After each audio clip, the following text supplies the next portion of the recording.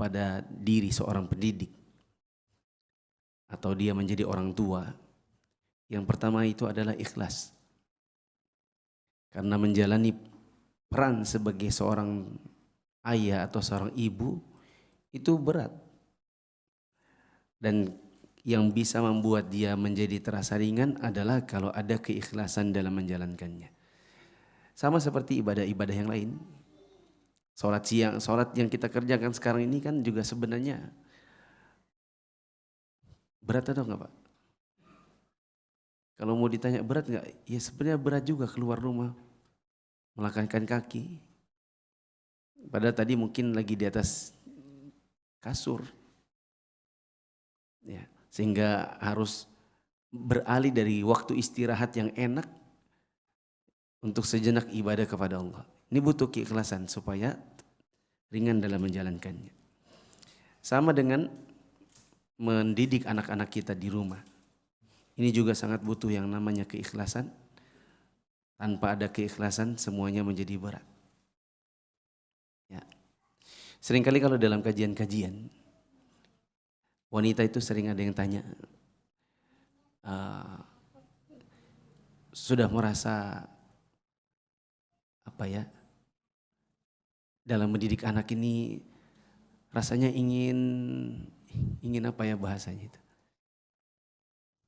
Seandainya tahu seberat ini, mendingan gak nikah gitu. Bagi sebagian perempuan. Meskipun saya juga merasa itu mungkin banyak juga pengaruh dari internet. Mama-mama kita dulu didik kita mah ya seberat apapun dijalani. Kalau zaman sekarang perempuan lebih rapuh karena mungkin banyak pengaruh dari dunia internet.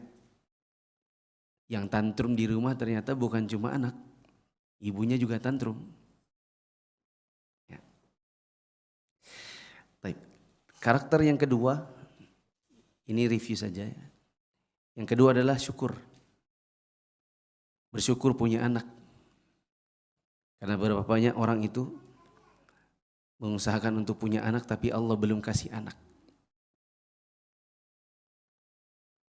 Nabi SAW punya anak 7.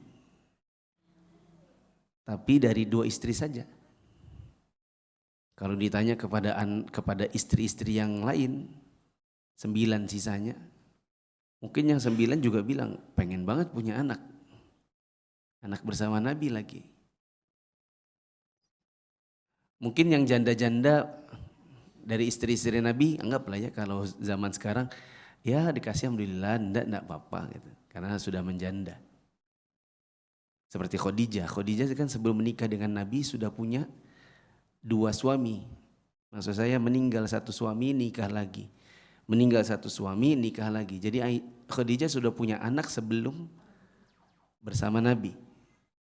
Enggak, Khadijah kalaupun tidak punya anak mungkin ya lebih lapang soalnya kan sudah punya anak juga. Bagaimana dengan Aisyah?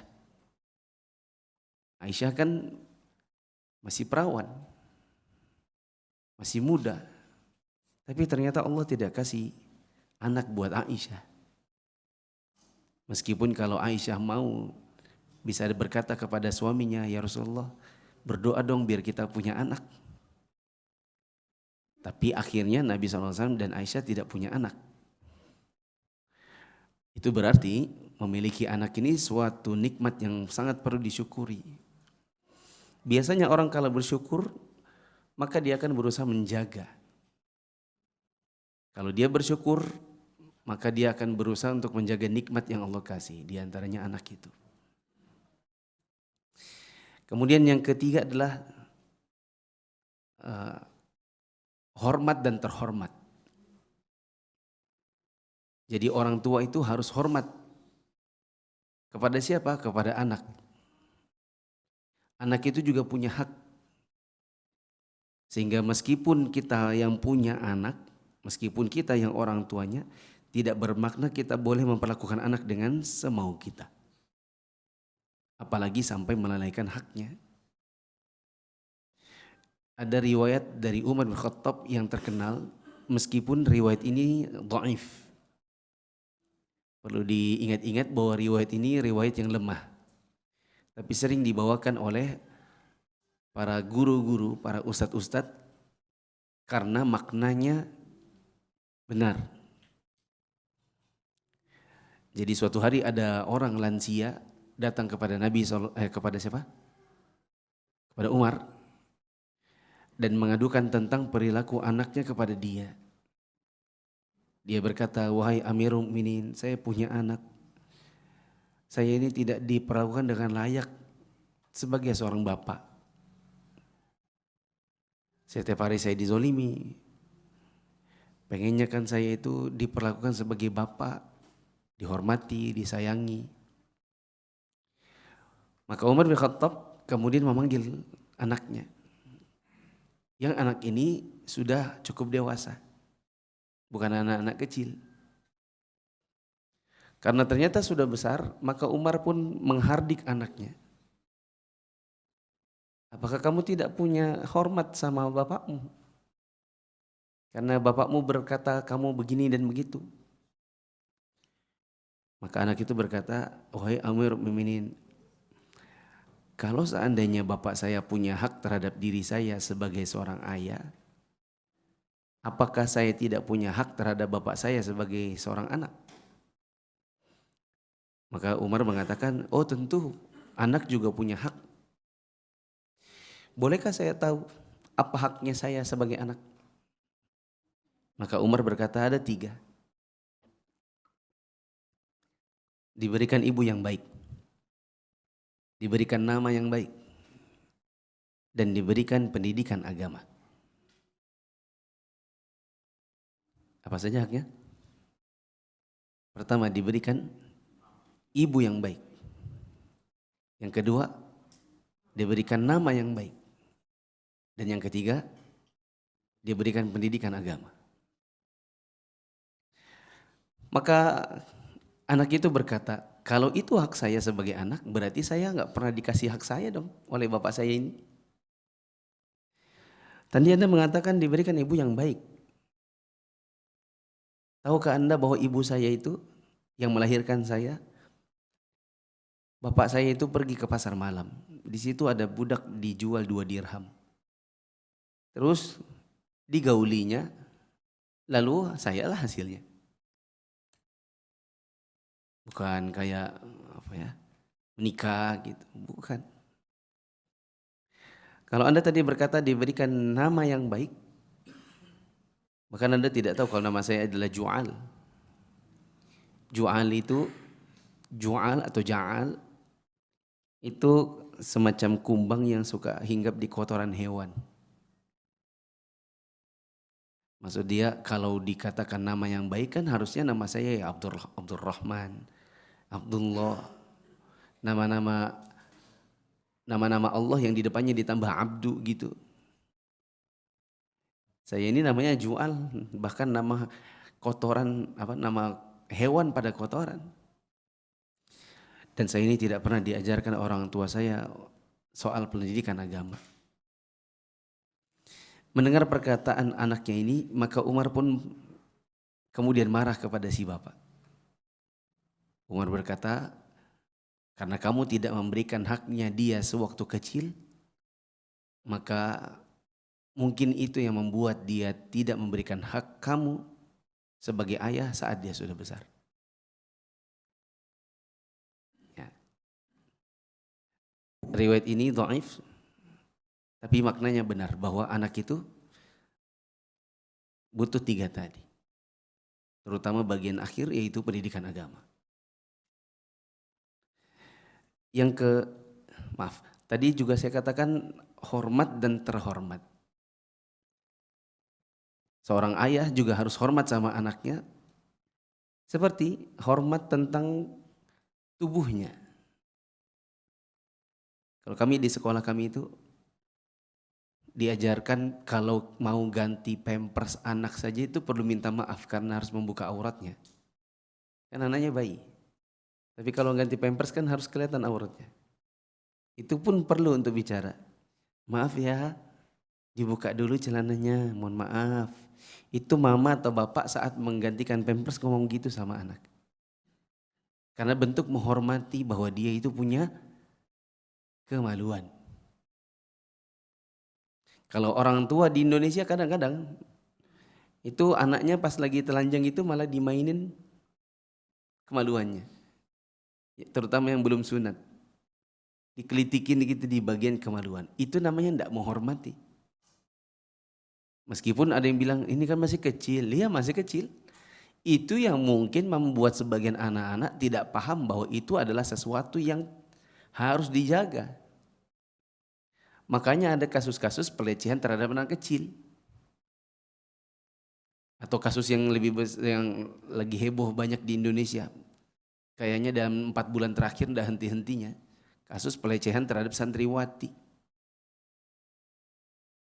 Kalau orang bilang, oh ini kiainya cabul. Kita bilang, santriwatinya juga. Saya nggak bilang cabul, tapi bodoh berarti. Kok mau? Tapi ada lagi yang kalau kita tarik lebih jauh, ada lagi yang juga bodoh di situ. Orang tuanya. Kok sekolahkan anak di situ? Atau kok bisa anak Anda sampai dicabuli bertahun-tahun? Apakah Anda tidak mengajari anak Anda dulu tentang auratnya, tentang kemaluannya? Sampai bisa dicabuli berkali-kali? Kecuali kalau anak Anda tidak waras. Oh anaknya memang idiot, oh anaknya gila, makanya dicabuli orang. Oh, dekat rumah saya ada 2 orang itu. Ada suka menggodain orang di tengah jalan gitu. Kata teman saya, itu Ustadz waktu dia masih SD, anaknya kan idiot.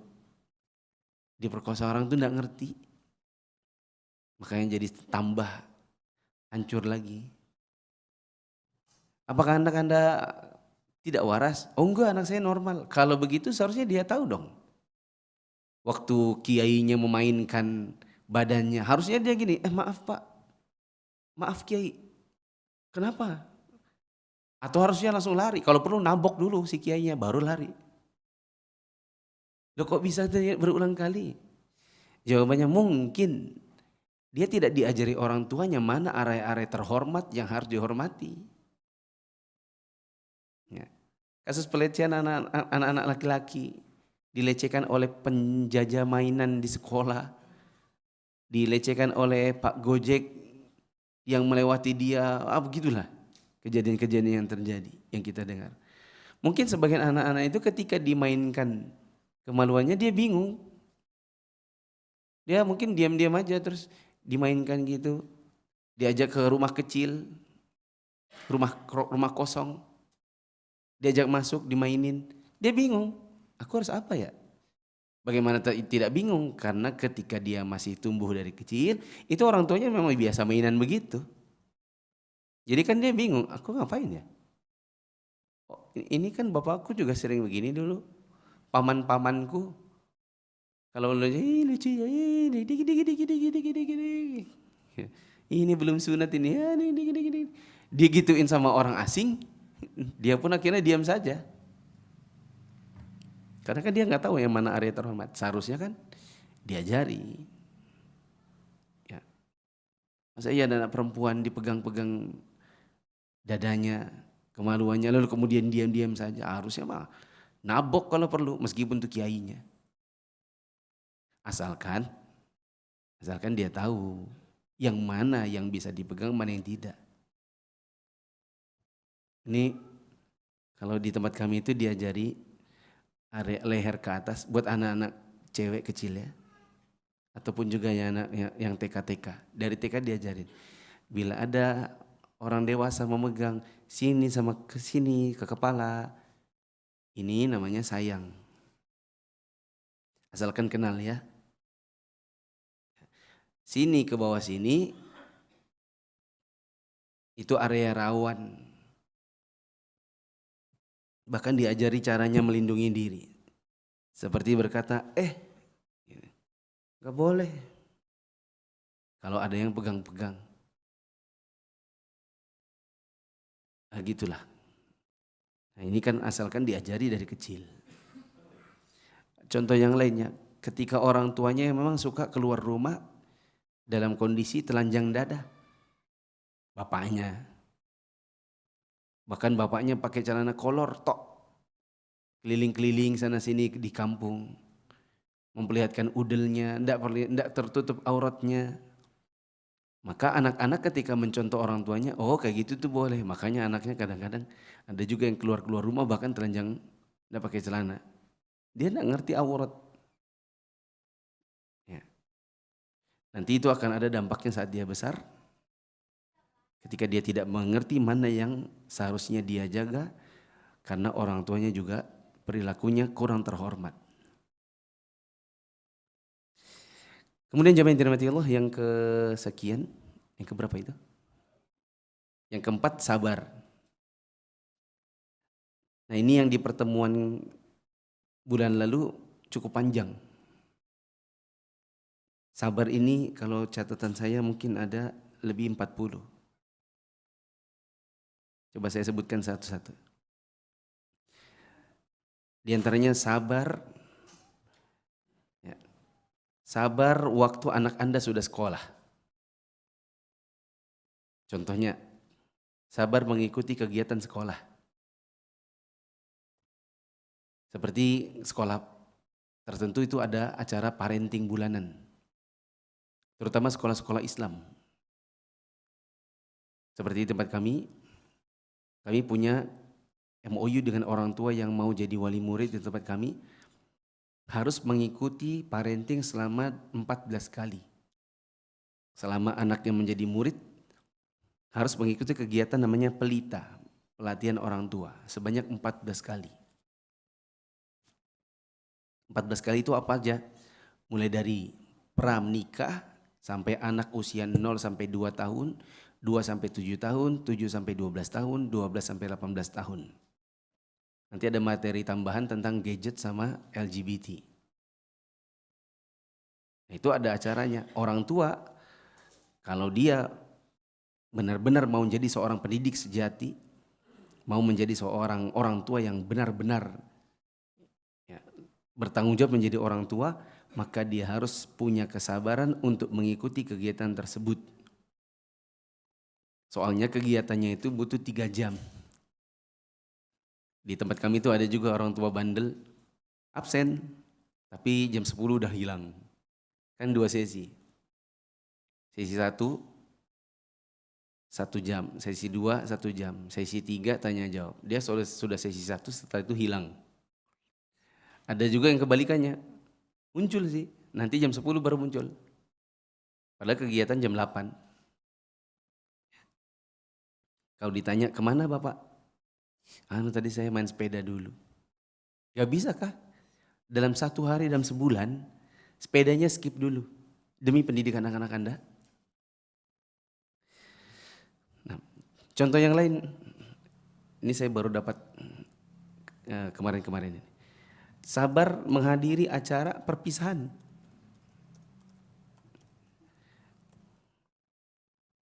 Di tempat kami ada perpisahan. Saya tanya bapaknya, antum kemana? Ini anak antum ada di panggung, antumnya kok nggak ada. Dan cuma anak antum yang nggak ada bapaknya. Yang lain semua ada anak, ada bapaknya. Oh saya pikir ini istri doang Ustaz. Mana mungkin? Coba dibaca lagi undangan perpisahan. Apa ada perpisahan khusus ibu-ibu? Di sekolah mana? Coba tunjukkan. Anak perpisahan sekolah hanya ibunya. Coba yang mana? Ya, tapi saya tahu memang bapaknya lagi ini olahraga. Ya, kayaknya mau ikut turnamen, makanya persiapan. Ibaratnya kalau di sini ada mau turnamen padel, turnamenan aja. Ya. Dapat poin, dapat hadiah yang cuma berapa. Demi persiapan, dia tidak hadir. Padahal acara perpisahan itu acara penting. Ya. Soalnya kalau anak nanti semua berdiri, semuanya berdiri, silakan. Anak-anak TK misalnya maju. 10 anak. Dia lihat, teman-temanku semuanya ada bapaknya, bapakku mana? Kira-kira perasaannya gimana? Bisa jadi ada efeknya kalau diulang lagi ya, nanti pas SD gitu lagi. Bapaknya masih main turnamen juga. Dia SD dia hafal lagi. Aku hari ini perpisahan. Dan semua anak orang tuanya maju ke depan. Dan hanya aku yang datang, mamaku, bapakku nggak ada. Besok-besok mungkin dia akan terbiasa untuk hidup tanpa bapak. Setelah itu bapak mau hadir dalam, oh ini kan bapakmu, saya kan bapakmu, saya dong. Sejak kapan bapak jadi bapak? Saya TK bapak nggak datang perpisahan, SD nggak datang, SMP. Kayaknya saya biasa aja, nggak ada bapak juga nggak masalah. Kan bapak tidak merasa pendidikan saya itu penting. Bapak lebih penting turnamen.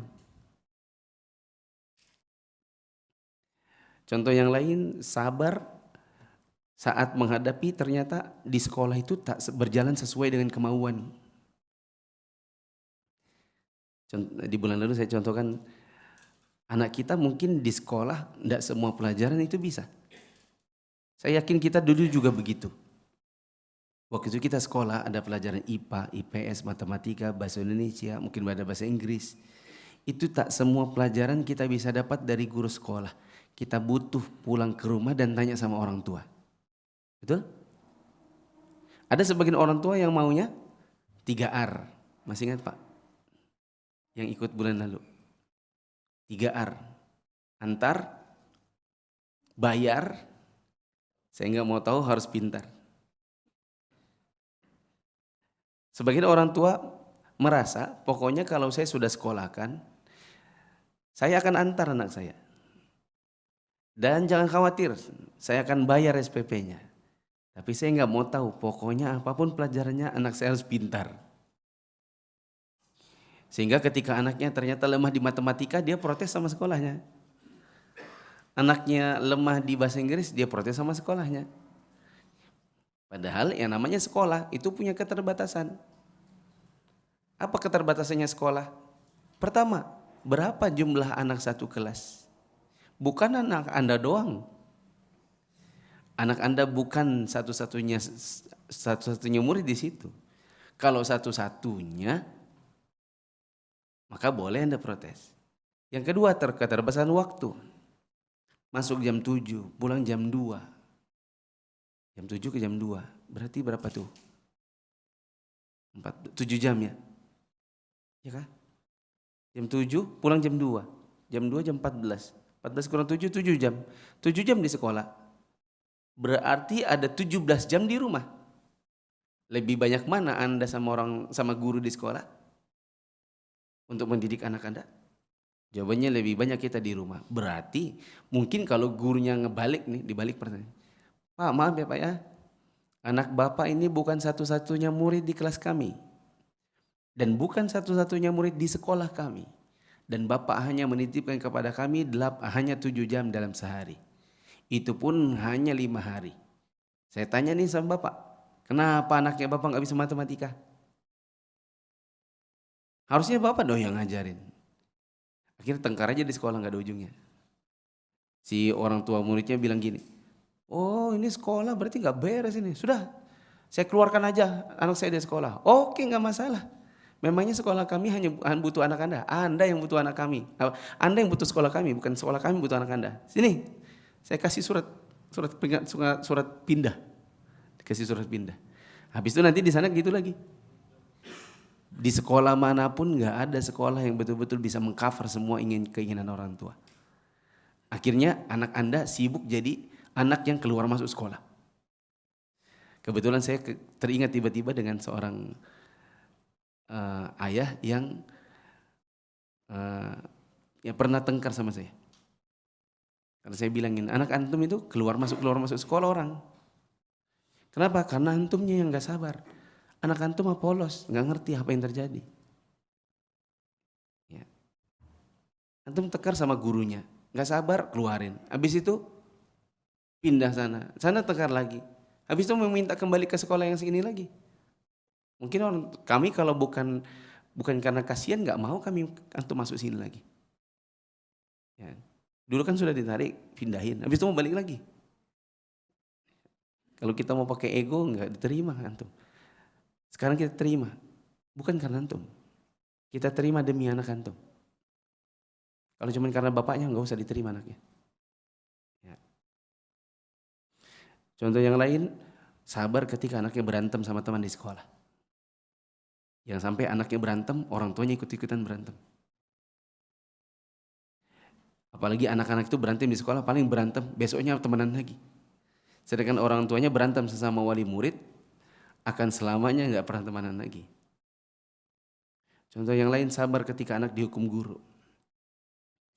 Itu tadi di sekolah. Sabar, model lain sabar mengendalikan emosi. Seperti sabar untuk tidak mengancam. Sabar untuk tidak berkata kasar. Sadar untuk tidak bereaksi berlebihan. Karena ada orang tua itu reaksinya berlebihan. Pecah piring 1. Itu pun hasil beli sabun. Reaksinya minta apa, kayak yang pecah itu kayak kristal peninggalan nenek moyang gitu. Ya. Bahkan kadang ketika dia reaksi berlebihan bikin anak panik, ketika anak panik setelah itu akan menimbulkan yang lain lagi. Seperti celaka. Sudah piring pecah. Kalau dalam kondisi tenang itu kan tahu apa yang dilakukan. Oh, melangkah pelan-pelan menghindari pecahan kaca. Tapi karena dimarahi, panik, disuruh cepat-cepat, akhirnya malah terinjak pecahan kaca. Yang seharusnya bisa diselesaikan satu masalah, jadinya 2 masalah. Contoh yang lain, tidak dramatis saat anak melakukan kesalahan.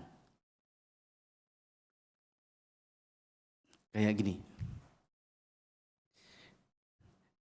Nanti bisa dicoba ya kalau yang punya anak kecil. Atau bisa diingat-ingat waktu kita dulu jadi anak kecil kayak apa. Kita jatuh.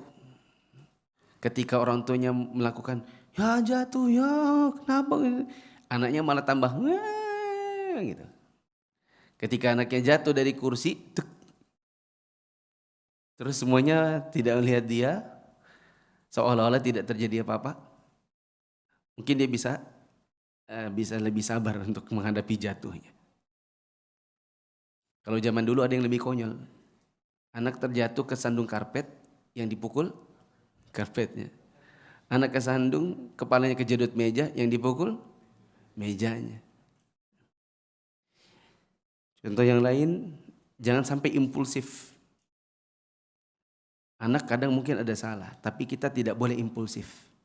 Impulsif itu artinya bertindak tanpa dipikir terlebih dahulu akibatnya. Seperti marah sama anak, anaknya disundut rokok. Mana sama anak kecil karena nggak berhenti-berhenti menangis, diangkat dibanting. Ujungnya bapaknya masuk penjara. Marah sama anak, dilempar pakai cobek. Ya. Karena nggak sabar sambil ngulek, mamanya jengkel, keluar dicetok kepalanya pakai cobek. Ya. Yang kadang-kadang terjadi dilempar pakai HP. Setelah itu yang pecah siapa? Yang pecah HP. Yang disalahin siapa? Bapaknya jengkel kan. Kamu lagi nih. Diam enggak? Dilempar, bang, pecah. Setelah pecah, ini gara-gara kamu, pecah. Jadi gara-gara anak jadinya. Padahal yang ngelempar siapa? Bapak. Pertanyaannya, kenapa Bapak tadi sebelum ngelempar nggak dipikir terlebih dahulu tak? Kalau ini potensi pecah. Ya ini kan saya emosi, itulah namanya impulsif. Bertindak dulu, berpikir akibat belakangan. Contoh yang lain, kadang melakukan kekerasan. Bukan cuma bicara kasar, tapi melakukan kekerasan. Anaknya dijedot ke kepalanya ke tembok, ya, atau ditendang, ya, dibanting dan seterusnya. Contoh yang lain menyalahkan, padahal dia tidak salah. Yang salah orang tuanya, anak yang disalahkan. Dia emosi untuk sebuah hal yang dia sendiri yang salah, yang dia salahkan setelah itu anaknya. Ya. Dasar anak pembawa sial, gara-gara kamu, kok jadi gara-gara anak? Kalau dirunut-runut anaknya bahkan tak tahu apa-apa. Ya. Sabar yang lain, sabar saat anak dibully. Ya, seperti ya, dibully di sekolah atau dibully di lingkungan. Untuk menyelesaikannya perlu juga kesabaran. Ini lagi viral di media sosial, ibu-ibu punya anak SMP, dibilangin nggak tahu siapa itu, tetangganya kali ya, dibilang tetangganya gendut, ya maka jadi bertengkar. Ada ya. Kalau dilihat dari bahasanya sih ya Jabodetabek, ya karena gue lo, ini anak gue nih, ini anak SMP tahu, dibilang gendut gitu, anaknya nangis gitu. Tapi saat anak dibully, ada kalanya kita bukan begitu tindakannya. Ada kalanya kita perlu menenangkan anak dengan cara dia diberi pengarahan. Sedangkan kita dengan si pembuli nanti ada urusan di belakang, nggak mesti anaknya hadir. Bicara baik-baik kan bisa, nggak perlu teriak-teriak juga. Gitu. Yang ke sabar yang lain, sabar saat mendengarkan anak dibanggakan. Saat mendengarkan orang lain membanggakan anaknya di hadapan anak kita. Kadang misalnya saudara kandung punya anak yang lebih pintar daripada anak kita, tapi dia seumuran. Ya. Dia banggakan anaknya, ranking berapa, nilainya berapa, apalagi sampai mempermalukan anak kita. Nah, bagaimana cara sabarnya? Satu, jangan saat anak kita dipermalukan, kita tambah mempermalukan. Ya, misalnya dipermalukan sama sepupunya, iya aku belajar, kalau kamu itu kan jarang belajar. Kita jadi orang tuanya, memang ini jarang belajar gitu. Ini malah ditambah-tambahi. Ya. Ada kalanya anak justru perlu dibesarkan hatinya, bukan dipermalukan di hadapan orang lain. Ya. Contoh yang lain, malah anaknya dimaki-maki, dipukul, dibuat malu di depan teman-temannya, atau malah dibuka aibnya. Ya. Kadang-kadang orang tua itu membuka aib anak sendiri. Oh iya dia ini memang ini dia tuh pemalas. Kalau tidur tuh pulau-pulau di bantalnya itu besar-besar. Ini kecil gede, udah gede gini masih ngompol. Ada aib-aib yang harusnya ditutupi malah dibuka orang tuanya. Contoh yang lain, sabar saat menghadapi kelemahan anak. Kita dapati anak kita punya kelemahan. Cara sabar menghadapinya, kita bisa lihat juga dia pasti punya kelebihan. Kita evaluasi juga, kenapa dia punya kelemahan seperti itu. Karena biasanya itu adalah cermin cara mendidik dan cerminan kadar pengetahuan orang tuanya juga. Saya suka matematika. Dan waktu SD pernah jadi utusan sekolah untuk Olimpiade Matematika.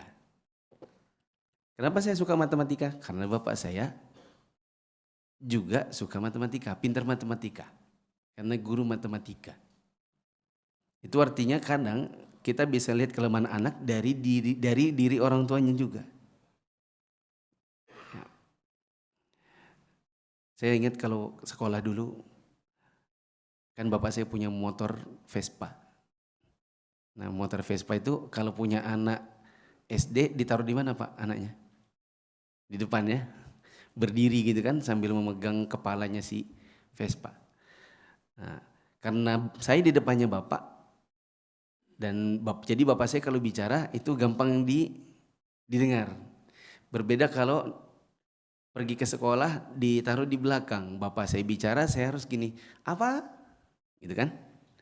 Tapi kalau Vespa kan bapak bicara di depan, anak langsung dengar gitu. Nah, memanfaatkan itu bapak saya suka gini, suka kayak gini. Bapak tanya ya, jadi sambil naik motor menuju sekolah ditanya, bapak tanya ya, ada 5 ekor burung merpati. Tiba-tiba segerombolan burung pipit terbang di dekat mereka. Maka di antara merpati ini ada yang bertanya, "Hei Pipit, berapa banyak jumlah kalian?" Maka si Pipit ada yang berkata, 5 kali kamu sama dengan kami. Berapakah jumlahnya? Gitu. Berapa jumlahnya Pak? Gampangnya ya, 5 kali kamu sama dengan kami.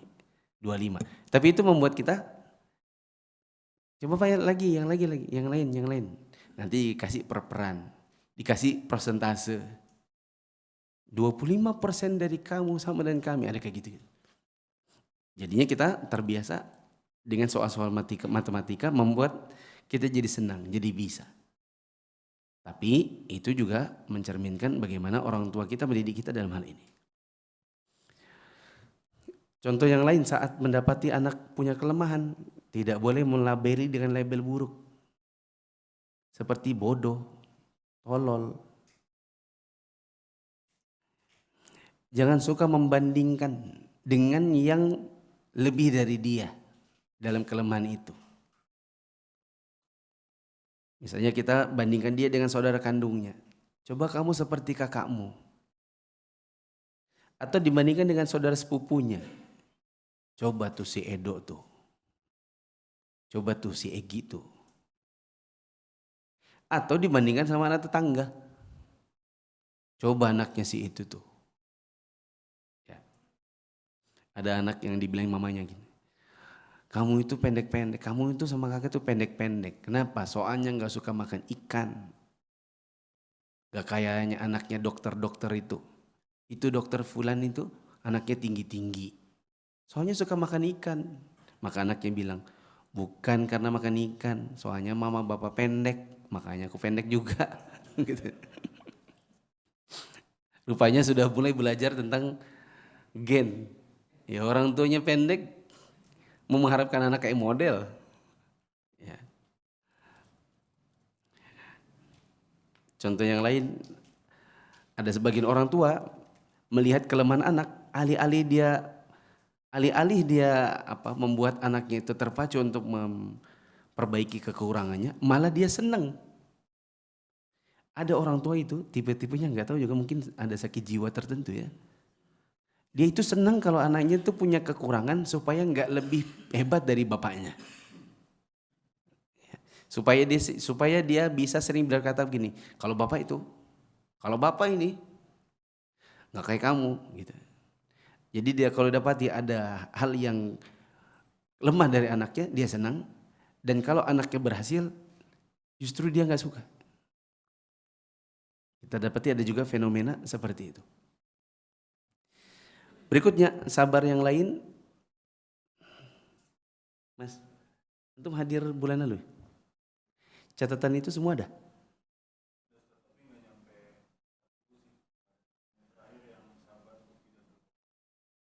Oke, ini coba saya percepat ya. Sabar yang lain, sabar menekan rasa gengsi untuk mengekspresikan sesuatu yang memang harus ada. Ada sebagian orang tua gengsi untuk berekspresi seperti ini. Seharusnya kalau kita yang salah, ekspresinya kita bilang apa?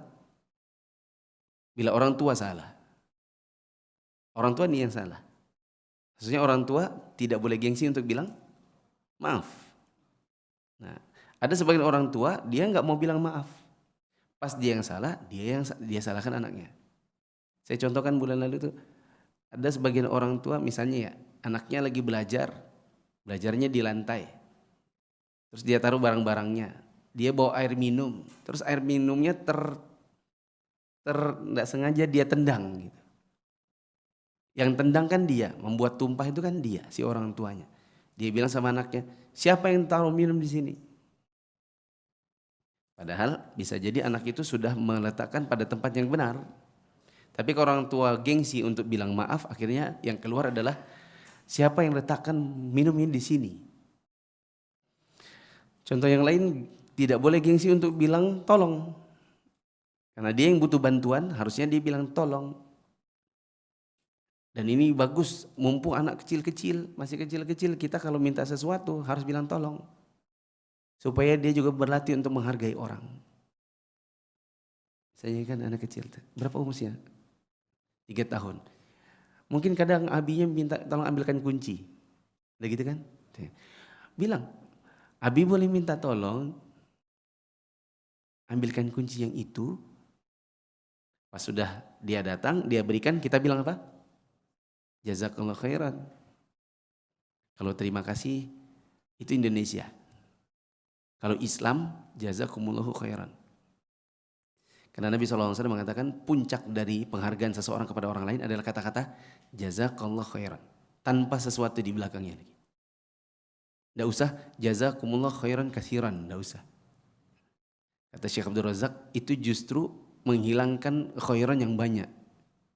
Gak usah dikasih kata banyak, Allah lebih tahu khairan apa yang dikasih. Semoga Allah membalas dengan kebaikan. Gak usah ditambah 1000, jazakallah alfa khairan. Tidak usah, malah jadi cuma 1000. Bisa jadi Allah maunya ngasihnya 1 juta. Ya, jazakallah khairan. Jazakallah khairan. Bolehlah ditambah. Jazakallah khairan, terima kasih. Tapi jazakallah khairannya jangan dihilangkan. Terima kasihnya boleh dibuang. Tapi jangan terima kasih doang. Ya. Karena anak kecil sudah ngerti dia dengan jazakallah khairan. Semoga Allah balas dengan kebaikan. Sabar yang lain, misalnya sabar saat anak bicara. Jangan memotong. Nah, contohnya jangan memotong. Biarkan dia bicara dengan tuntas. Khawatirnya malah jadi nggak jelas atau ada kisah atau cerita yang bagusnya dihargai tapi jadi dia mungkin merasa jadi tidak dihargai. Contoh yang lain sabar ini hargai. Ya. Ada konten itu bagus ya. Sampai like-nya tuh sampai jutaan. Di kisah ada pemuda dikasih lihat mamanya. Ini pemuda sudah dewasa. Mamanya datang, mas coba lihat, lucu ya. Dibilang, mama apaan, gak ada lucu-lucunya, apaan sih mama ini? Kayak gini aja lucu. Tiba-tiba dia teringat dengan waktu dia kecil. Itu omongan dia sama mamanya. Mama coba lihat, lucu kan? Lucu ya. Padahal dalam hati mamanya nggak ada lucunya. Tapi untuk menghargai anaknya maka bilang, iya lucu ya. Padahal nggak lucu versi orang tua. Sekarang kalau dibalik, kira-kira kalau orang tuanya sedari kecil, orang tuanya waktu dia masih kecil suka bilang gitu, enggak lucu, enggak apa lucu apaan, nggak ada lucu-lucunya. Kira-kira nanti waktu anaknya besar gimana kira-kira? Saya yakin anaknya pun tidak akan menghargai orang tuanya bicara. Menghargai sesuatu yang dirasakan orang tuanya bagi mereka enggak ada. Sabar yang lain, sabar menerima masukan dari anak. Karena orang tua tidak selalu benar. Ada kalanya orang tua itu butuh masukan. Kalau tidak sabar, contohnya malah balas menyudutkan. Di antara cara orang tua kalau tidak sabar untuk menerima masukan dari anak, mereka suka balas menyudutkan. Ya. Mah kok gini sih, kan kita nggak boleh gini. Iya kamu enak karena kamu kan gini. Coba kamu gini nih. Kamu juga dulu kalau nggak gini juga gini. Ya. Seharusnya dapat masukan kita cerna. Masa sih kayak gitu? Iya kan gini. Mama ngapain tadi? Di luar loh semua orang lihat mama tuh gara-gara cuman negur bapak ini kayak gitu, telurnya jadi pecah nih. Semua orang pada ngeliatin, ih ngeri banget tuh istrinya sama ini mama kayak gitu diliatin orang loh mak gitu. Itu kan gara-gara bapakmu. Kamu juga nanti kalau kamu punya istri juga gini, kamu nanti semoga nanti kamu rasain ya kalau kamu jadi suami. Loh kok malah jadi itu sih omongan anak bener aja sebenarnya, nggak perlu diperpanjang kan. Apalagi sampai didoain gitu. Sabar yang lain, sabar untuk tidak menuruti semua kemauan anak. Sebagai orang tua, ada kesabaran yang juga dibutuhkan, yaitu Anda sabar untuk tidak semua yang dimau anak itu dituruti. Ada kalanya Anda harus tega bilang tidak. Saya baru dari Bogor, kemarin ada acara keluarga, family camp. Pas saya lagi sama istri, lagi beli sesuatu, ada anak kecil di situ, tantrum berguling-guling. Ya. Terus mamanya bilang, nggak mau ikut, mama tinggal ya. 1, 2, 3, mamanya pergi. Ya. Istri udah bilang gini, nah ini benar nih, ini baru benar. Ya. Yaitu ada kalanya orang tuanya menolak. Ya. Qadarullohnya mamanya nggak tega juga, setelah jalan 10 meter balik lagi orangnya. Itu ngeliat kami beli es krim, itu tuh ada es krim tuh. Yuk kita bangun aja beli es krim gitu. Anak itu nanti akan mulai berpikir gini, oh kalau nggak diturutin, guling-guling situ tuh. Kalau mama bilang, mama tinggal ya, biar aja ditinggal. Ntar juga paling dia balik lagi. Ntar kamu dikasih es krim gitu. Malah yang ada manipulasi plot twist kalau kata orang. Bulan lalu saya ngajarnya gini, saya bilang. Misalnya kita jalan pergi ke mall. Ceritanya mau makan. Maka sebelum berangkat kita bilang sama anak, kita cuma mau makan. Nanti nggak ada agenda lain selain makan. Habis selesai makan, sholat, pulang. Oke? Begitu sampai di mall mungkin dia lihat mainan. Mungkin dia mulai akan begini, mainan. Mulai bibirnya udah manyun-manyun. Gitu kan, mulai gitu. Baru mulai guling-guling dia. Mainan. Dia hentakkan kakinya di lantai, di dinding gitu. Bagaimana cara mengatasinya? Caranya adalah harus sesuai komitmen. Karena kalau Anda ikuti dia, maka dia akan memanipulasi kondisi. Oh, kalau kamu berguling-guling sambil menghentakkan kaki, pasti dituruti. Nanti jadi gitu. Maka kita bilang gini, maaf tadi kita waktu mau pergi sudah bilang, hanya makan, sholat lalu pulang. Tidak ada agenda mainan. Pokoknya mainan, mau bangun, kalau nggak mau ya sudah, Bapak tinggal ya. Bapak nanti ada di depan situ ya, itu pintunya. Pintu mall maksudnya. 1, Bapak hitung nih sampai 5. 1, 2, 3, 4, 4,5, 4/3. Nggak usah lagi 4, 5. Bapak tunggu di depan. Jalan aja. Dan jangan balik. Masalahnya kemarin Kamila itu udah bagus nih mamanya. Ternyata mamanya balik. Malah merayu dengan gelato. Seharusnya jangan. Karena dari situ nanti anak akan punya manipulasi. Oh, diginiin pasti ntar balik lagi. Ceritanya biar dia ngerti tentang komitmen, yang ada malah orang tuanya menunjukkan tidak komitmen. Ya. Itu udah, kalau bilang, Bapak tunggu di pintu ya, di tempat yang kelihatan. Itu kelihatan kan dari sini, di situ ya. Udah Bapak tunggu. Nanti dia pasti datang. Yang penting jangan Anda yang balik lagi. Sabar yang lain, sabar menghadapi proses belajar anak. Sabar yang lain, sabar untuk menghadapi proses belajar. Anak itu ada proses pembelajaran. Seperti sabar untuk mengajarkan dia kebaikan. Dan kebaikan itu untuk anak-anak kecil karena masih abstrak itu butuh ngomong yang pelan-pelan. Kayak gini misalnya, anak kecil 3 tahun. Mungkin bapak-bapak dulu waktu 3 tahun juga pernah bertanya gini, Tuhan itu bentuknya kayak apa sih? Pas lihat Ultraman dikira Tuhan itu kayak Ultraman. Lihat Superman dikira kayak Superman. Soalnya pola pikir mereka ini adalah sesuatu itu bisa dipercaya kayak apa bentuknya harus ada gitu. Harus konkret. Nah, pahala kayak apa bentuknya? Pahala itu apa ya pahala? Kalau ini kan botol air minum. Kasih es krim itu kan es krim gitu. Tapi kalau pahala, kayak apa bentuknya? Karena dia belum ada bentuknya, maka dia masih abstrak. Nah, mengajarkan anak di proses yang waktu dia belum mengerti hal-hal abstrak, itu butuh kesabaran.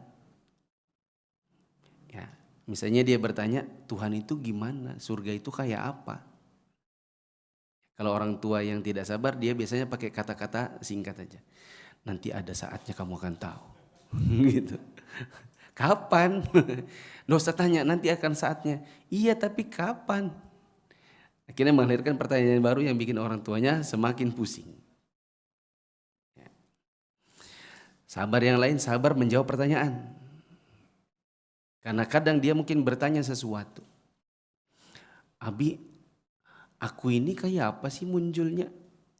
Oh Abi, kalau kamu dulu munculnya dari perut Umi. Berarti perutnya Umi itu kayak apa isinya? Aku kan gede, ini kan kecil. Ini kayak apa cara masuknya? Ini kayak apa cara keluarnya?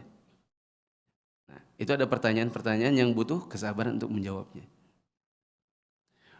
Contoh yang lain, orang tua itu kadang malas memberikan arahan, pengajaran, dan apa yang perlu diperbaiki kalau anak melakukan kesalahan. Pengennya itu cepat selesai, nggak pakai lama. Makanya yang muncul seperti ancaman. Anak 3 tahun, istri saya bilang gini. Suatu hari istri saya bilang gini, Dinda baru tahu, dari baca buku ini, Dinda baru tahu, ternyata yang namanya naik kursi adalah fase kehidupan. Karena tidak seorang pun dari yang kakinya normal, melainkan semuanya pernah naik kursi. Bapak pernah nggak? Saya kasih uang 1 juta kalau ada yang nggak pernah naik kursi waktu kecil. Istri saya bilang, ternyata itu fase kehidupan. Semua anak pasti melakukan itu. Nggak ada yang enggak. Semua pasti berusaha untuk memanjat kursi. Itu hal yang tidak mungkin tidak. Semuanya pasti melakukan. Maka saat dia memanjat kursi, nanti dia akan manjat lagi yang lebih tinggi, meja. Begitu dia dapat tangga, dia akan naik tangga. Nggak mungkin enggak. Nah, saat yang seperti itu, bagaimana orang tuanya sabar untuk beri arahan? Kalau kita kan maunya gini, turun enggak? Selesai kan? Turun enggak? Cepat kan? Awas, selesai kan? Maunya instan, cepat selesai. Bagaimana cara yang butuh kesabaran? Seperti kita berkata, oh maaf, kalau yang lebih aman di bawah saja. Kalau di atas itu tinggi, lama banget ngomongin, berapa kata itu? Maaf, lebih aman bermain di bawah saja. Kalau di atas panjang. Itu kan butuh kesabaran bicara. Kalau orang yang tidak sabar maunya selesai. Turun, selesai kan? Satu kata aja. Turun enggak? Pukul ya. Selesai cepat gitu. Nah, ngasih arahan memang butuh kesabaran. Oh maaf, kayak saya kemarin gini. Saya kemarin ditegur sama istri. Kan saya punya tetangga, kemarin ikut juga kemarin di Bogor. Anaknya lagi makan, 3 tahun juga usianya. Makan sambil makan pakai tangan kiri. Tapi matanya hadap ke layar. Saya bilang, Adil, makan pakai tangan kanan. Makan pakai tangan kanan. Dia gini terus, tangan kanan. Saya angkat tangannya. Tangan kanan, tangan kanan, tangan kanan. Saya angkat tangan kanannya ke mulutnya untuk mengganti, dia tidak ganti. Dia taruh lagi dan masih tangan kiri. Pegang nuggetnya. Sudah selesai kan gak berhasil. Tapi karena bukan anak saya, ya kita berlalu. Istri saya bilang, udah masih kan gak? Itu kontinum berapa tadi? Kebetulan kami sudah belajar, namanya 5 kontinum. Tahapan berbicara sama anak. Harusnya ada 5 kontinum. Saya bilang, itu kontinum 5, betul. Harusnya kontinum berapa? 1. Apa yang terjadi? Tadi dia ganti gak tangan kanan ke kiri? Ya enggak, soalnya kita langsung lompat ke kontinum 5. Nah, istri saya bilang, berarti yang salah apa tadi? Seharusnya bilang gini, maaf Adil, kita matikan dulu ya layarnya. Coba lihat dulu. Karena dia nggak akan fokus. Semua anak yang makan dengan gadget pasti yang fokusnya adalah gadget. Mungkin dia nggak fokus apa yang dia makan. Ya memang itu cara instan di zaman sekarang. Bikin anak cepat makan, cepat selesai. Orang tua bisa makan. Tapi kondisi yang senyatanya adalah anak itu tidak pernah fokus apa yang dikerjakan. Makan apa, nggak ada interaksi sama sekali. Makanya ketika diarahin makan tangan kanan, nggak lakukan. Matikan dulu gadgetnya. Coba lihat. Kalau makan tangan apa? Tangan kanan. Sudah dipegang? Itu pun yang masih ada gadget, mau nggak mau kan harus nyalain lagi. Meskipun yang ideal adalah tanpa gadget. Makan itu dengan orang tua adalah mata tatap mata, mata tatap muka, mata tatap makanan. Bukan tatap kartun. Ini juga butuh kesabaran. Ustadz, soalnya anaknya kalau nggak dikasih kartun nggak makan. Ya memang itu butuh kesabaran Anda untuk menemani dia. Ya, Anda kan maunya cepat makan juga, mau cepat selesai. Saya kasih contoh di bulan lalu. Contohnya kalau anak lagi proses belajar, orang tuanya suka bilang gini, sini mama aja, sini papa aja. Misalnya belajar membuat tali sepatu, menyimpul tali sepatu. Kan nungguin dia lama tuh. Ya enggak Pak? Anak 3 tahun, 4 tahun kalau disuruh simpul tali cepet enggak? Lama. Akhirnya dia bilang, cepet. Ayo dek, ayo dek, cepet dek. Dia semakin digituin semakin bingung, gimana tadi? Akhirnya sini, bapak aja, lambat banget ini. Nah besok sudah 6-7 tahun, pasangin talinya. Kamu kan bisa sendiri, nggak mau bisa, maunya pasangin. Soalnya ada kalanya waktu dia proses belajar, bapaknya maunya cepat. Ya. Contoh yang lain, sabar saat dalam proses pembelajaran ini adalah bapak tidak sabar untuk betul-betul memperhatikan dengan siapa dia bergaul dan dia main apa. Memang itu butuh kesabaran, butuh waktu untuk kita perhatikan, memberi waktu untuk memperhatikan dia main apa dan main sama siapa. Karena kalau kita tidak punya waktu untuk ini, khawatirnya suatu saat ada penyesalan. Misal, maaf Pak, anaknya hanyut. Loh kok bisa? Yang ngasih tahu bilang, kok tanya saya? Harusnya saya yang tanya, kok bisa anaknya hanyut? Tadi tuh, nggak tahu dia main hujan, bapaknya nggak perhatiin. Ada got yang lebih besar got itu daripada badannya. Hanyut dia terbawa. Baru setelah itu bapak nangis. Makanya perhatikan dengan siapa dia bergaul. Dia masih kecil. Pak aku mandi hujan. Yang anak-anak besar-besar, dia ngikutin anak besar. Ya. Dia ngikutin anak besar dalam kondisi badannya masih kecil. Ya. Sejujurnya saya pernah mengalami di badan saya ini pernah tembus pagar. Tembus pagar, Bapak tahu sirap nggak? Zaman dulu itu atap-atap rumah, kalau sekarang kan kayak gini ya, sakura begitu ya. Zaman dulu tuh ada yang kayu warna hitam bentuknya. Itu namanya apa kalau di sini? Sirap kan? Nah, dulu kan sirap itu dipakai buat pagar, buat atap. Zaman dulu, tahun 80 90. Ya, saya ikut anak-anak besar. Karena mama saya juga lagi ngajar di sekolah, bapak saya ngajar juga di sekolah. Saya ikut anak besar. Kita manjat sesuatu yang akhirnya pagar itu tembus di bokong saya. Ya, saya dibawa ke rumah sakit. Heboh warga-warga itu. Kasih minyak gas itu apa? Kalau minyak tanah. Kasih minyak tanah. Wow, tambah. Ada yang kasih ini dulu. Enggak, ini harus dijahit nih. Cepat bawa ke rumah sakit. Orang tua saya nggak bisa nyalin siapa-siapa. Soalnya kan mereka pergi ke sekolah. Ya. Maka perhatikan juga dengan anaknya dengan siapa mereka main apa. Nah, satu bagian lagi. Sabar yang terakhir. Oh, jangan-jangan ini sudah habis, Mas. Sudah semua ya? Iya. Ini soalnya bagian terakhir dari sabar. Sabar yang berikutnya adalah sabar mengendalikan diri untuk tidak menjadi contoh buruk buat anak-anak.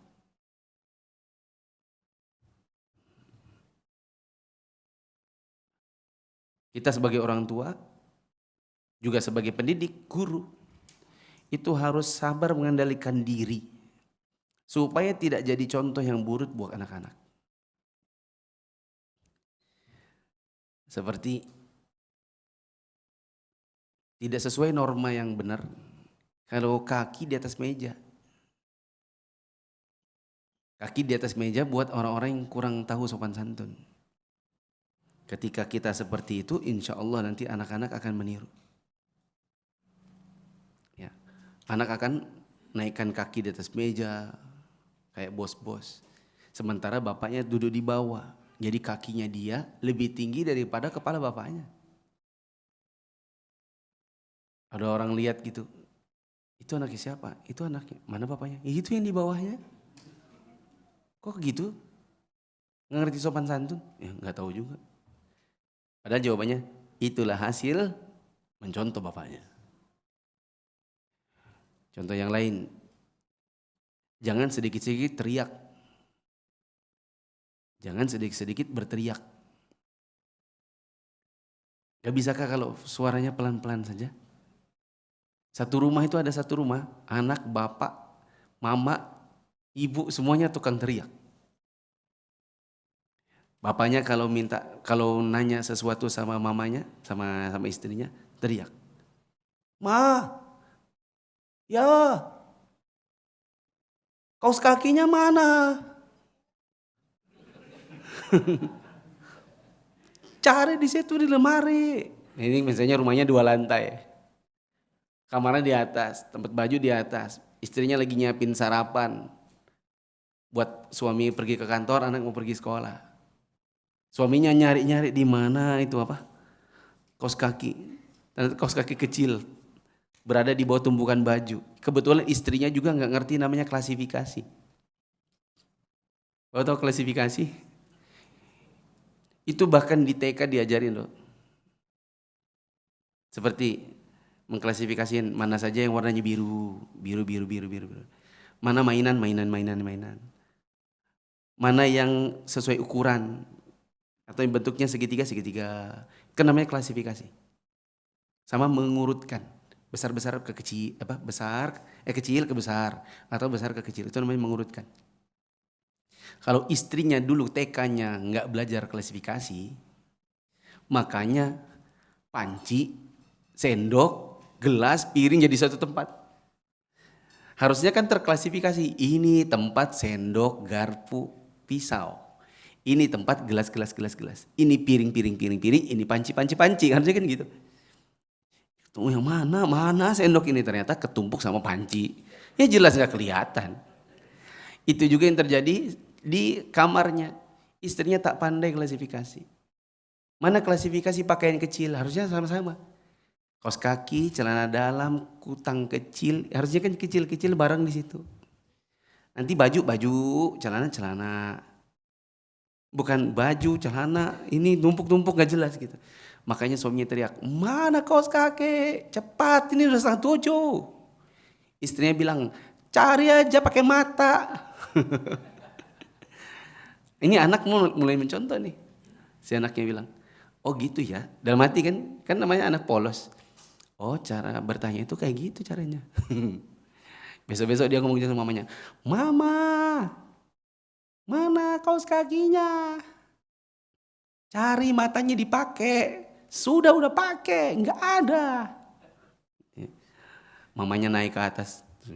Ini ada. Ini apa? Kan ada. Bapak pernah nggak mengalami kejadian gitu? Nggak ada di matanya bapak, tapi ada di matanya mama. Ini apa nih? Ini apa? Ini bukan kaos kaki nih. Ih, mamaku sakti banget ini. Aku udah bongkar-bongkar dari tadi nggak ketemu. Dia sekali datang langsung ketemu. Ya. Sebenarnya bukan ketemu. Mamanya memang hafal di mana letaknya.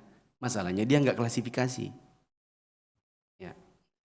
Nanti gitu juga. Adek, si kakak kalau teriak sama adek kayak gitu. Adek, mana nanya kakak? Gak tahu. Ya. Nanti yang adek ke adeknya lagi. Kamu. Jadi satu rumah itu isinya orang-orang tukang teriak semua. Ya. Dan nanti ke tetangga pun gitu. Kakak, panggil adek, cepat suruh pulang, udah maghrib.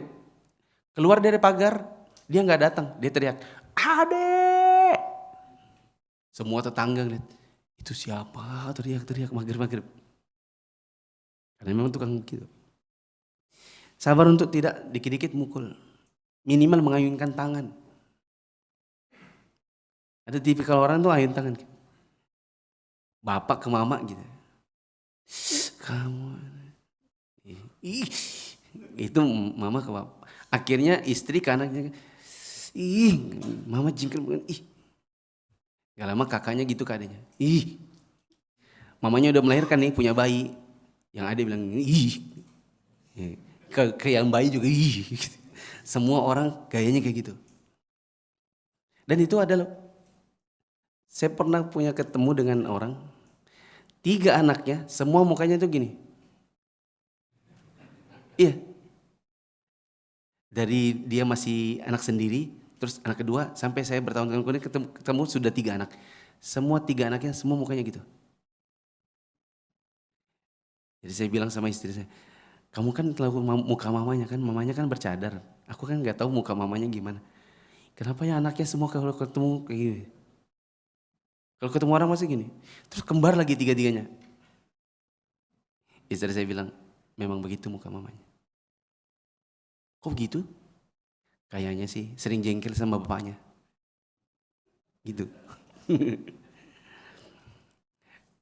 Istri saya itu tapi bukan bercanda ya. Memang istrinya kadang suka jengkel sama suaminya. Karena suatu hari dia pernah curhat. Kalau di rumah anak itu apa yang dimakan pagi nggak boleh dimakan siang. Apa yang dimakan siang nggak boleh dimakan malam. Nggak boleh berulang. Jadi capeknya itu banyak capek masak. Udah gitu kadang masak ternyata dia nggak pulang. Begitu pulang dia bawa makanan dari luar. Jadi anak kayak stresnya kayak apa ya? Masak pagi, masak siang, masak malam. Kalau bapak boleh nggak kalau di rumahnya masak siang, nah terus sampai malam masih dimakan yang itu lagi? Boleh aja kan? Nah dia nggak boleh. Udah gitu anak kadang udah masak lagi buat malam, ternyata dia tiba-tiba udah bawa nasi goreng. Jadi anak kalau dia pulang terus kayak gini. Kalau dia pulang suka gini. Begitu dia datang nasi goreng langsung gini. Mungkin anak-anak dari kecil tuh suka gini. Lihat anak gini. Jadi makanya anak-anak kayak gitu semua. Kata istri saya. Ya, ekspresi mamanya memang sering gitu. Contoh yang lain, sabar untuk tidak nonton-nonton sesuatu yang memang tak boleh ditonton. Lebihnya lagi ditonton depan anak. Ya. Bapak tahu ini enggak? Pernah tahun 2000-an awal gitu. Mahasiswi Bandung ada viral gitu. Zaman-zaman itu kan belum ada namanya video ya. Enggak kayak sekarang kan. Zaman itu tiba-tiba ada namanya Bandung Lautan. Ya. Nah, suatu hari saya ngobrol sama teman saya. Ini bukan saya nonton ya. Saya ngobrol sama teman saya. Ngobrol bla bla bla bla bla, sampailah dia bilang, aku nonton sama orang tuaku. Kok bisa? Ya bapak sama mamaku ngajak. Jadi kalian nonton mahasiswa itu bersama orang tua? Iya. Diajak? Iya. Diajak, kami nonton bareng.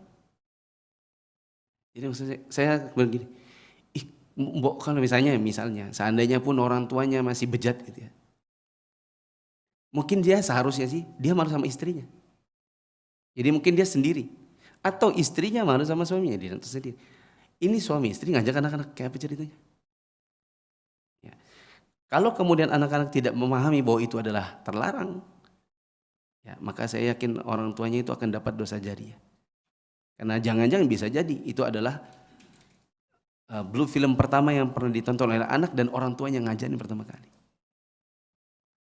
Cuman nggak kebayangan jadi kepala saya itu terkaget-kaget ketika teman saya bilang dia nonton sekeluarga bersama orang tuanya dan orang tuanya yang ngajak. Contoh yang lain ke bioskop. Saya yakin bapak kalau ketemu ustadz keluar bioskop pasti bapak akan tahzir deh. Saya nggak akan lagi ngaji sama ustadz itu. Soalnya saya ketemu dia keluar dari bioskop. Kalau ditanya, emangnya kenapa?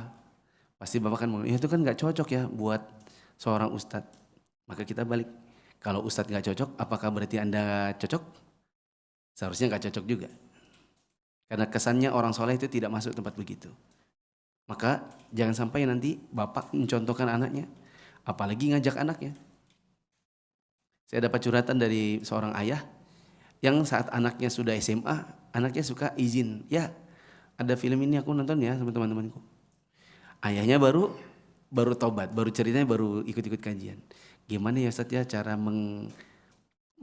menyampaikan kepada mereka, karena mereka kenal namanya bioskop justru dari kami. Anda penasaran, jadi Anda tanya gini, waktu nonton film itu kan kadang ada adegan ya, itu kayak apa suami istri sama anaknya? Ya kami gini berbagi tugas, kalau ada adegan gitu suami giniin mata anak satu, istri giniin mata anak satu, nggak boleh gitu.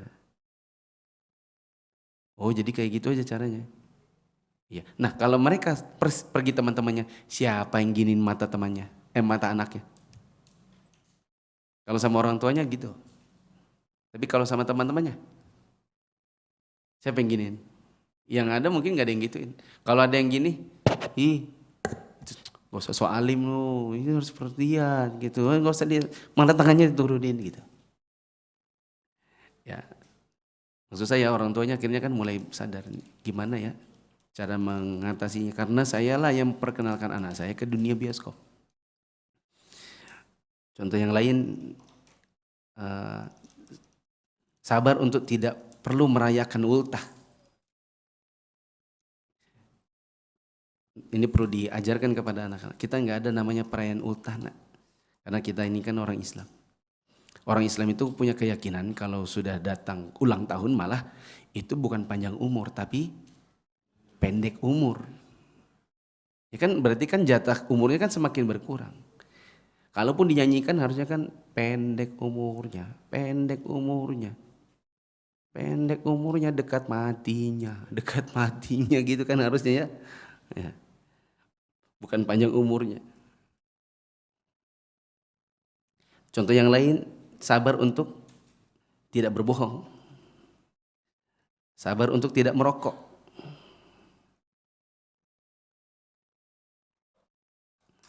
Dan hal-hal yang lain yang saya kira harusnya kita jangan sampai menjadi contoh yang buruk buat anak-anak. Itu tadi baru 4. Di antum ada berapa Mas?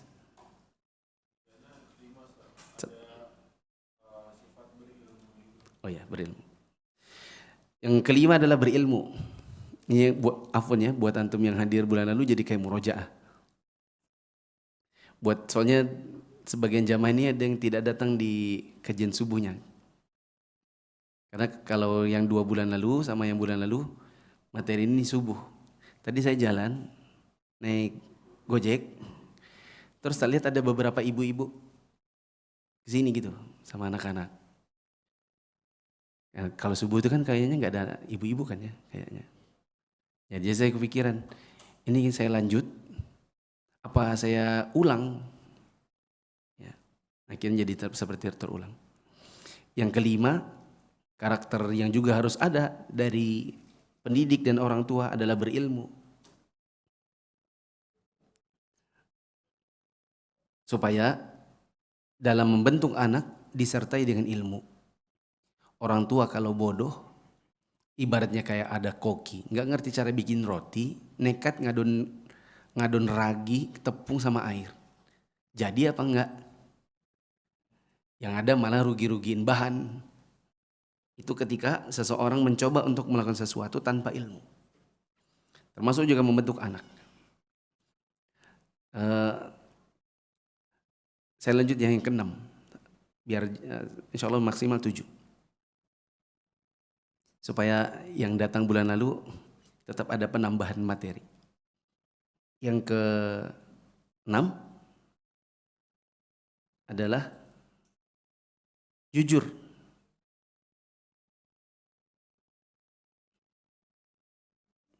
Nah, kejujuran orang tua dalam pendidikan anak itu akan membentuk karakter anak yang juga punya kejujuran dan harga diri. Koruptor-koruptor itu mungkin banyak dari mereka yang dididik dengan orang tuanya dengan ketidakjujuran. Seorang yang suka berbohong mungkin banyak dibesarkan orang tua dengan ketidakjujuran. Ketidakjujuran paling kecil adalah cicak-cicak. Ternyata tiba-tiba ayahnya menghilang. Ya. Ada yang ketawa, di belakang ada yang ketawa. Pernah digituin bapaknya berarti. Ya. Dan itu adalah caranya orang Indonesia paling umum. Cicak, cicak, mananya cicak. Pas berbalik ternyata ayahnya udah pergi kerja. Itu bohong namanya. Itu nanti anak akan merasa begini. Ayah ini berarti orang yang gak bisa dipercaya. Akibat dari orang merasa orang tuanya tidak bisa dipercaya adalah ketika orang tuanya menasihatkan sesuatu, dia tidak percaya. Bagaimana Pak? Kalau ada orang kita kasih tahu yang benar, tapi dia merasa kita itu berbohong kayak apa coba? Nah, sebagai seorang muslimah itu harus pakai jilbab. Mulai dia sudah balik, maka jilbab itu hukumnya sudah menjadi wajib. Bila kamu keluar dari rumah tidak menggunakan hijab sementara kamu sudah haid, maka kamu akan mendapatkan dosa besar karena membuka aurat. Orang yang berdosa besar itu nanti diancam dengan neraka. Anaknya dalam hati gini, haha, bohong. Bohong enggak, aku enggak percaya dan neraka-nerakaan. Enggak percaya. Enggak percaya namanya perempuan buka aurat terus diancam dosa, enggak percaya. Dia enggak percaya ketika dia merasa orang tuanya memang tak layak dipercaya. Contoh yang tidak layak dipercaya ketika orang tua melakukan kebohongan itu mulai dari kecil dan terus sampai besar, ayahnya dianggapnya dia sebagai pembohong. Kebohongan kecil yang tadi itu, cicak padahal enggak ada. Padahal ada cara gampang. Ada cara untuk bisa membuat anak bisa ditinggalkan tanpa menangis, itu ada. Cuma mungkin karena balik lagi ke yang nomor 6 tadi. Apa nomor 6 tadi?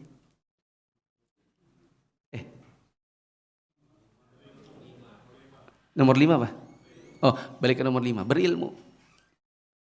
Seandainya kita berilmu, kita tahu bagaimana cara meninggalkan anak tanpa dia marah, tanpa dia menangis. Ya, kalaupun dia menangis tapi masih bisa ditoleransi, tanpa perlu membohongi. Waktu kecil dulu kalau dibilang cicak terus tiba-tiba bapak kita hilang, kita semakin menangis atau enggak? Semakin menangis.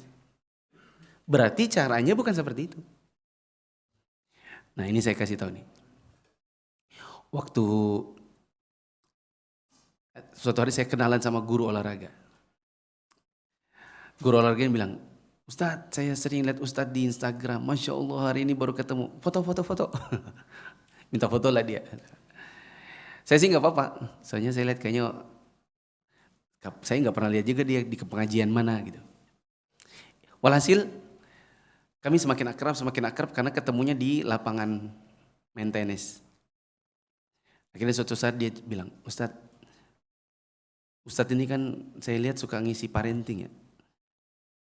Ustadz, gimana caranya ya istri saya itu mau pergi umroh, dia harus nemenin orang tuanya. Tapi kan kalau saya ikut pergi umroh, anak saya masih kecil-kecil 2 orang. Yang satu 3 tahun, yang satu 6 tahun. Ini gimana caranya biar saya bisa bertiga tanpa nangis gitu. Saya bilang, oh caranya namanya pijakan. Bapak pernah gak dengar pijakan? Gimana itu pijakan? 1 bulan sebelum dia orang tuanya berangkat bilang, insya Allah 1 bulan lagi mama mau berangkat, nanti adek sama ayah. Hari ke-28 gitu lagi, insya Allah 28 hari lagi mama mau berangkat, nanti mama berangkat adek sama kakak sama ayah. 24, 22, 20, 18, terus nanti hari 10, 9, 8, 7, 6, 5, 4, 3, 2, besok mama mau berangkat, insya Allah berangkatnya 9 hari, nanti mama berangkat adik sama kakak sama ayah. Karena itu diomongin sebulan sebelumnya dan itu terus terulang-ulang, dia sudah punya pijakan di hati. Oh besok mau berangkat. Jadi gak perlu lagi membohongi. Besok mau berangkat, semua pada ngantar ke bandara. Dadah, Umi berangkat. Berapa hari? Kan sudah dikasih itu kan? Berapa hari? 9 hari. Insya Allah 9 hari. Nanti 9 hari lagi kita ketemu di bandara lagi ya. Jangan lupa jemput Umi. Oke? Oke, dadah. Assalamualaikum. Itu gak ada, oh, ikut. Masuk koper, ikut masuk koper. Gak apa-apa di bagasi, gak ada. Di bandara gak ada dramanya. Ya.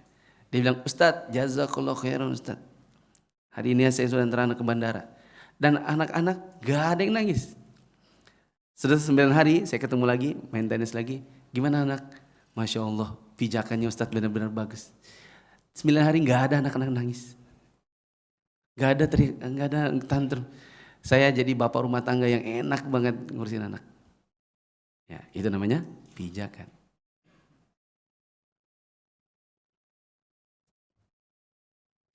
Terakhir yang ke-7. Termasuk juga di antara karakter yang sangat penting adalah rendah hati. Tawadhu.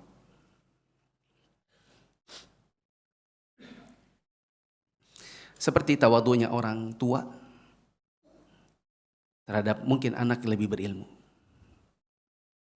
Misalnya orang tua belum bisa ngaji. Terus anaknya sekolah baik. Bahkan anaknya masuk pondok.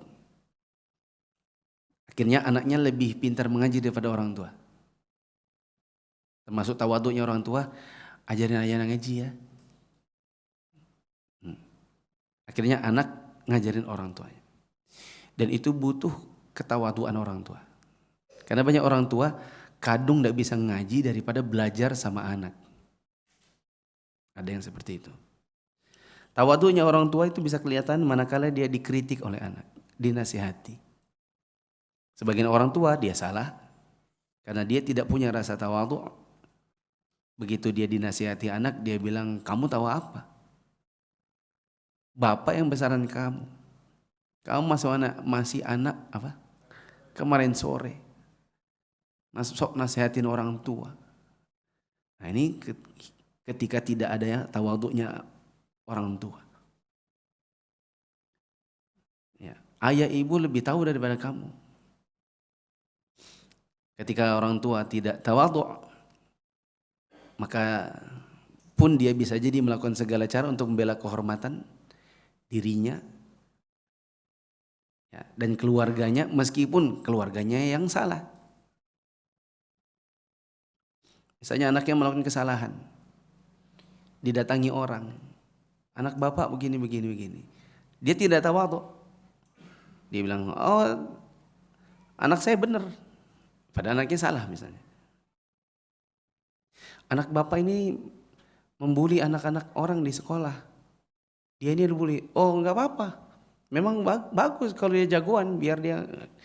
Kalau sudah orang tuanya seperti itu, maka nanti hanya akan melahirkan anak yang tumbuh besar enggak ubahnya dengan bapaknya. Mungkin ini cuma 2 tambahan di pertemuan kali ini, hanya sudah jam 2 siang. Apakah jamaah ada yang mau bertanya? Berarti baru berapa itu?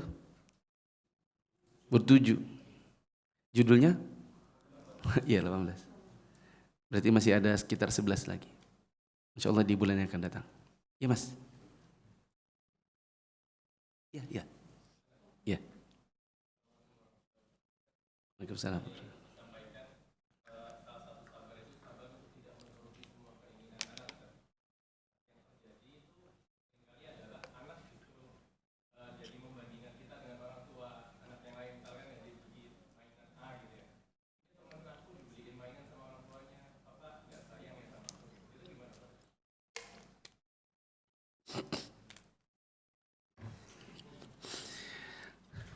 Anak kita membandingkan kita dengan orang tuanya temannya. Sementara kita dituntut untuk sabar, untuk tidak menuruti semua keinginan anak. Bagaimana cara menyikapinya? Cara menyikapinya adalah hadirkan kesabaran yang versi yang satunya lagi. Yaitu kesabaran untuk membiarkan anak dalam proses belajar. Mana tadi ya? Sabar menghadapi proses anak belajar. Di antaranya adalah sabar untuk memberikan arahan, pengajaran, dan bicara. Yang tadi saya contohkan ini. Kalau mau yang aman, bermainnya di bawah saja. Itu kan panjangnya. Dibandingkan dengan yang turun. Nah, saat kita dibandingkan dengan anaknya orang, itu kita butuh kesabaran bicara. Kalau kita dibandingkan oleh anak kita dengan orang tuanya, temannya, maka kita butuh kesabaran untuk memberikan penjelasan kenapa kita tidak seperti orang tuanya, temannya. Itu butuh duduk. Gak bisa sambil-sambil gitu, sambil jalan, sambil ini, sambil marah. Ya. Misalnya kita bilang, kalau mau tahu, yuk kita duduk bareng. Misalnya ya, duduk di ruang tamu atau di ruang keluarga. Sambil apakah? Terus sambil ada pengarahan. Kenapa Bapak nggak beliin seperti orang tuanya teman-temanmu? Apakah Bapak tidak sayang? Bapak ini paling sayang sama anaknya. Tidak ada orang tua di dunia yang tidak sayang sama anaknya. Bapak sayang sama anak. Justru karena Bapak sayang sama anak, makanya Bapak tidak belikan. Kenapa? Karena dia mau minta apa dulu nih? Kita kasih contoh ya. Dia mau minta apa? Yang di dalam agama kita nggak bisa ditoleransi. Misalnya mau beli main monopoli. Tahu main monopoli, Pak? Ada yang pakai apa? Medan Brastagi apa itu kan? Ada yang versi internasional, beli rumah di Kanada, beli hotel. Kenapa Bapak tidak mau belikan? Karena di dalam agama kita ada larangan bermain pakai dadu. Kata Nabi SAW, man la'iba bin nardashir faka'annama aghmasa yadayhi fi lahmin khinzir. Siapa yang main pakai dadu, maka seperti mencelupkan tangannya di dalam kubangan daging babi. Najis kan? Ini kan ngomong perlu satu-satu, perlu yang nomor 5. Apa tadi nomor 5? Berilmu. Kenapa kita tidak kasih? Kalau kamu meminta yang lain, mungkin Bapak kasih, asalkan tidak melanggar syar'i. Tapi aku pengen mainan. Oke, coba kayak mainan yang boleh ya. Abi kasih mainan, tapi ya versi yang lain. Apa Bi? Dakon. Congklak. Kalau Bapak di sini bilangnya apa? Congklak. Tempat saya namanya dakon. Buat ngitung. Iya, congklak. Iya. Buat belajar matematika juga. Ada nggak pelanggaran syar'i dari bermain dakon? Nggak ada. Hukum asalnya mubah. Karena kan kita ngitung nih. Ini ke situ. Oke. Kan gitu ya strateginya. Tinggal 3. 1, 2, 3. 5. 1, 2, 3, 4, 1. Ya kan? Nah, itu kan melatih matematika. Bermain dakon boleh. Maka kita bilang kalau bermain dakon, Abi belikan. Bukan berarti Abi tidak sayang kalau tidak belikan monopoli. Masalahnya monopoli mainnya pakai dadu. Tapi kalau gitu, mungkin dengan penjelasan, dengan kesabaran kita ngomong, nadanya direndahkan. Insya Allah mungkin anaknya kan paham. Insya Allah anaknya paham. Oh bukan iya ya, Abiku tuh ngomongnya gak pakai marah-marah. Oh iya. Akhirnya dia akan memahami alasan orang tuanya. Bisa dipahami? Tapi balik lagi ya, butuh ilmu untuk menjelaskannya. Butuh kesabaran versi yang lain tadi, ngarahkannya. Begitu. Ada yang bertanya? Fik barakallah.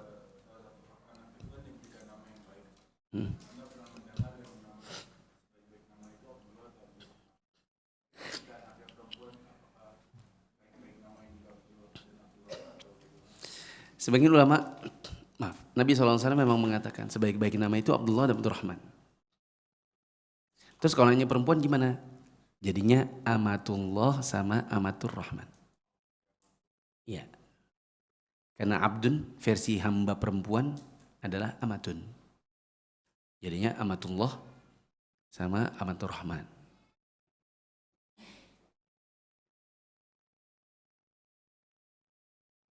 Saya tambahkan sedikit. Nama-nama yang terbaik Abdullah Abdurrahman. Di bawahnya adalah semua nama Allah yang di depannya ada hambanya. Berarti Abdul Razak, Abdul Ghafur, Abdul Manaf, Abdul. Ya, nama Allah di depannya tambahin hamba. Di bawahnya nama Nabi. Dan semua nama yang mengandung makna yang baik. Begitu. Sebagian ulama ada yang bolehkan nama malaikat. Jibril, Jibrin. Tapi saya pernah nanya sama Syekh Syastri.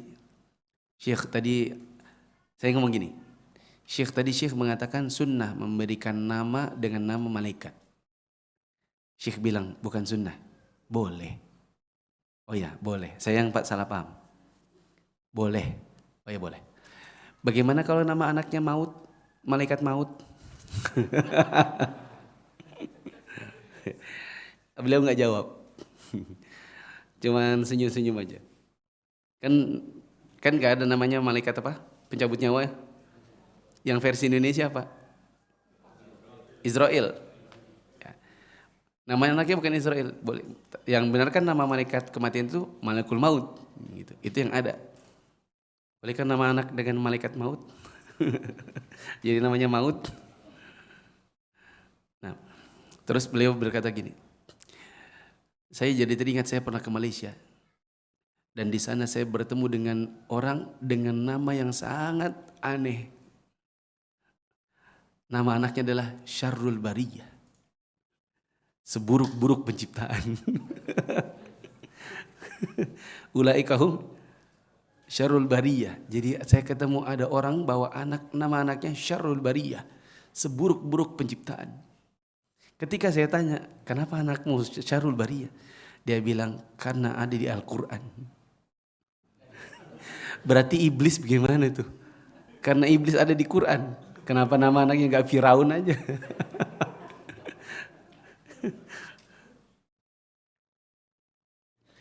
Kalau mama saya punya murid dulu namanya Musyrikah.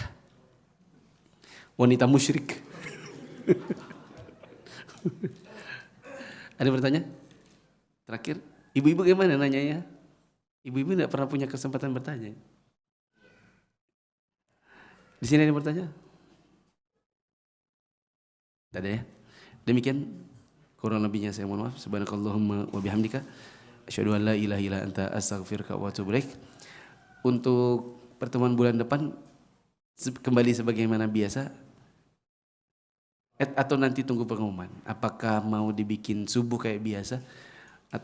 Tahu ternyata dibikin zuhur lagi supaya ibu-ibu bisa ikut. Assalamualaikum warahmatullahi wabarakatuh.